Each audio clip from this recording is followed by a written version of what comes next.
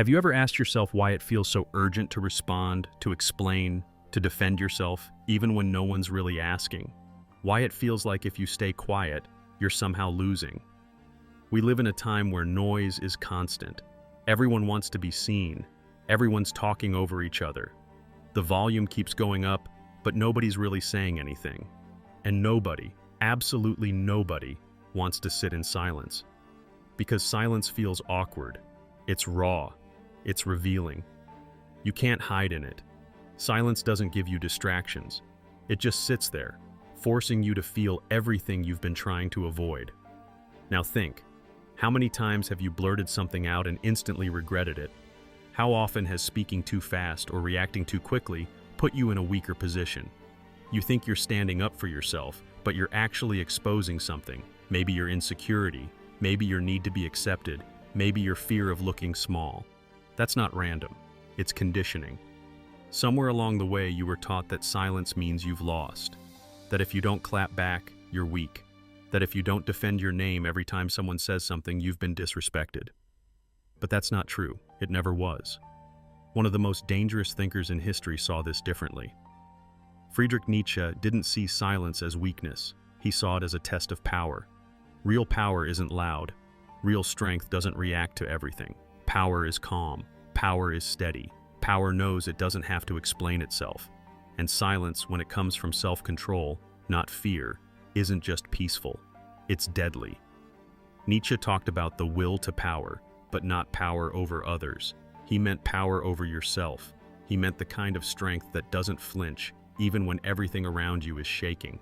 The strongest man in the room isn't the one yelling. It's the one who doesn't move when chaos breaks out. It's the one who can hold his tongue, read the room, sit still, and speak when the time is right, not before. Because when that man finally speaks, everyone listens. Not because he demands attention, but because he carries presence. Because silence built his voice. This video isn't about Nietzsche. It's about you. It's about the fear you feel when you sit alone with your thoughts. It's about why you always need to respond to that comment, reply to that insult, explain your side of the story to someone who already made up their mind. And it's about why that habit is keeping you small. You don't need to be loud to be respected. You don't need to justify yourself to be understood. And you definitely don't need to react every time someone pokes your ego. That's not strength. That's dependence. And that dependence is exactly what weakens you. So I'm going to challenge you right now. Stay with me through this whole video. Don't skip. Don't click away. Just sit with the discomfort, the tension, the stillness. Let it build. Because the truth we're about to get into, you might not be ready for it, but you need it. Nietzsche wasn't a crowd pleaser. He didn't write for applause. He wrote to wake people up. His work cuts deep, and one of the most misunderstood concepts he spoke about is that same will to power. Most people hear that and assume it's about domination, control, making people bend to your will. But Nietzsche's real focus was inward. It was about mastering yourself, holding your line, saying nothing when your emotions scream for attention, and most of all, not being a slave to your impulses. In today's world, we're trained to act fast, to respond faster, to make a statement, clap back, speak up, speak now. But what if I told you that fast reactions are often signs of a weak mind? What if I told you that jumping into every argument is a sign of inner chaos, not strength? That need to say something immediately, it doesn't prove anything. It only shows that someone else can reach inside your emotions and pull a reaction out of you like a puppet. Nietzsche warned us, reacting isn't always winning. Most of the time, it's losing control.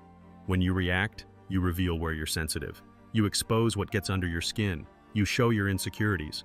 But when you hold silence, not to hide, but to stay grounded, you take that power back. Silence becomes your protection, not the type of protection that hides you, but the kind that fortifies you. Because if you can stand in the middle of chaos and not move, you're stronger than all of it. You are the calm. You are the storm's eye. Want power? Then practice silence. Practice not reacting. Practice watching without jumping in. Practice staying composed when others are desperate to trigger you.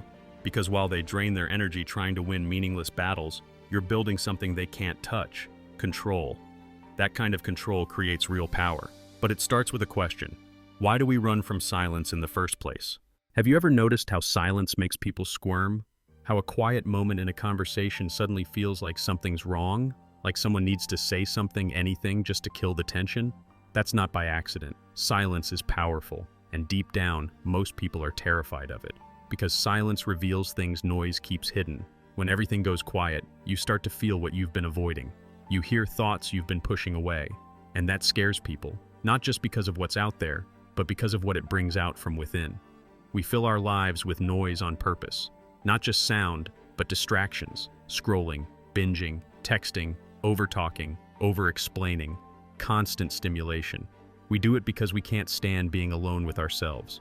The second it's quiet, your mind starts whispering truths you don't want to hear. Your fears, your regrets, your insecurities, your unresolved past. Silence doesn't create these things, it uncovers them. And so, we run. We talk more, do more, stay busy, stay plugged in. And we don't even realize we're not living, we're just avoiding. Psychologists talk about this all the time. The mind develops ways to avoid emotional discomfort.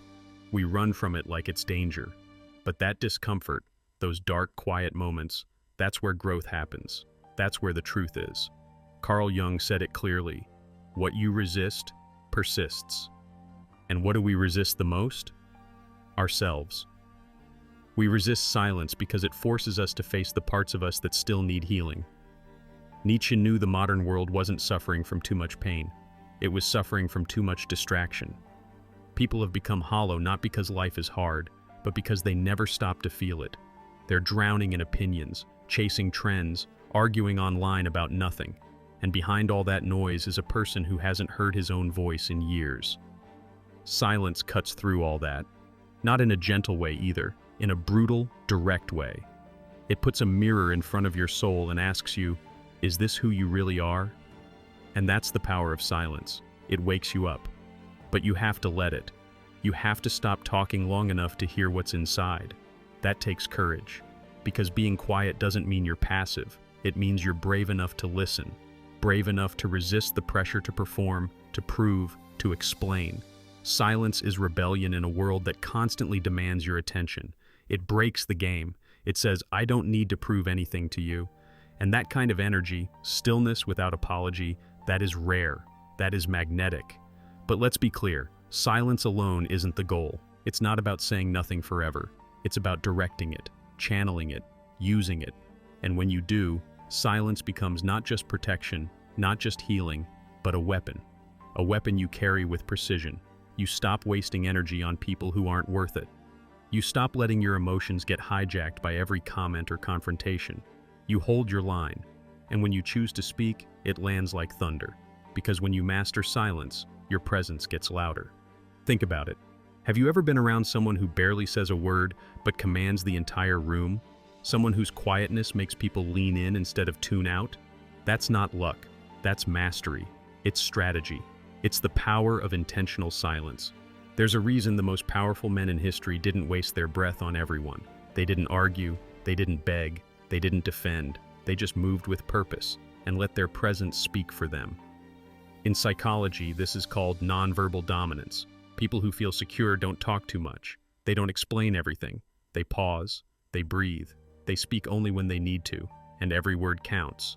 That pause before they speak, that's confidence. That space, that's control. Silence in that case isn't empty, it's loaded. Nietzsche knew this instinctively. Silence was never about absence, it was presence, sharpened. And to use it well, you need to build something most people run from: solitude. You need to learn how to be with yourself, and not just survive it, but strengthen in it. Solitude. It's one of the most misunderstood forces in a man's life. Most people hear the word and flinch. They think loneliness, isolation, rejection. But solitude is not about being abandoned. It's about being untouched. It's the place where you stop being deluded by the world and start becoming concentrated within yourself. And Nietzsche understood this better than almost anyone. He saw solitude not as suffering, but as a furnace, where the weak get consumed and the strong get forged. The man who cannot be alone is not free. He's just addicted to people, to validation, to being seen, to being needed. But the man who chooses solitude, he's different. He walks away not because he's lost, but because he's building.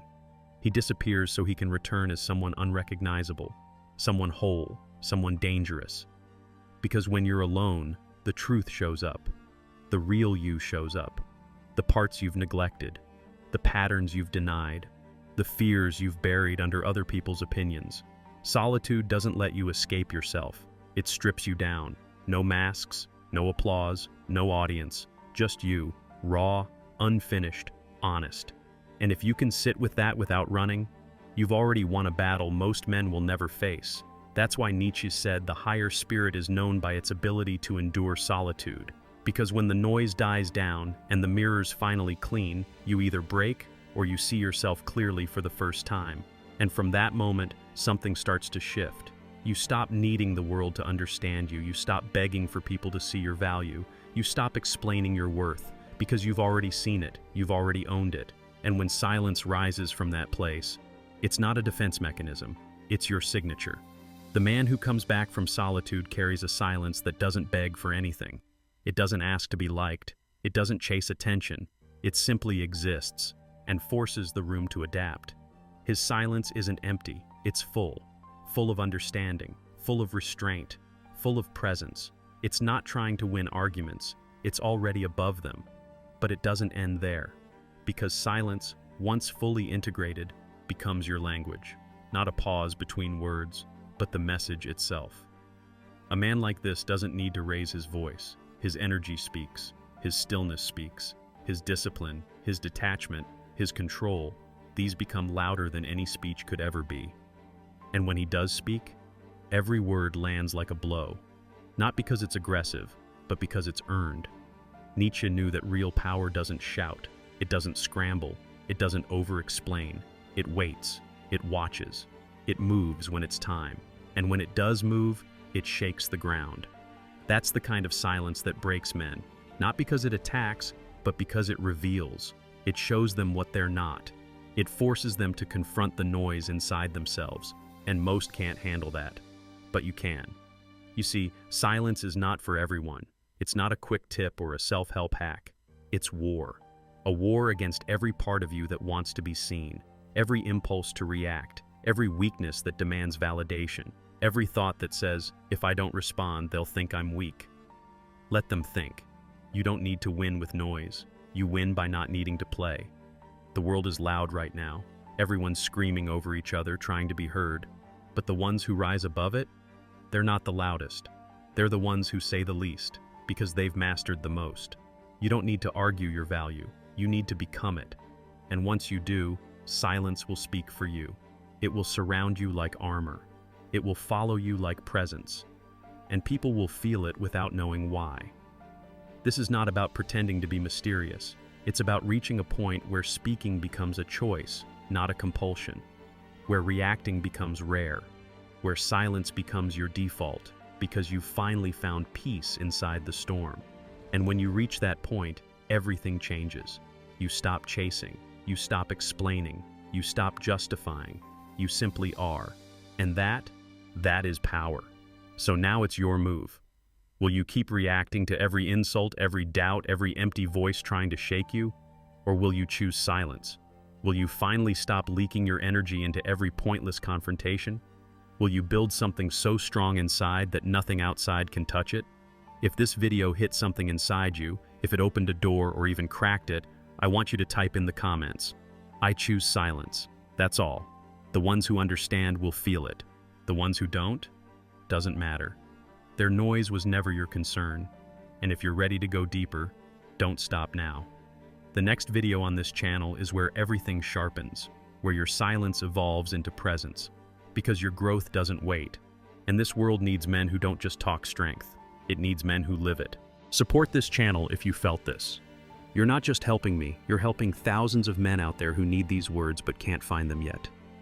By helping spread this message, you make these insights reachable to men who are drowning in noise. And for that, I thank you. Silence is not weakness. It's mastery. Own it.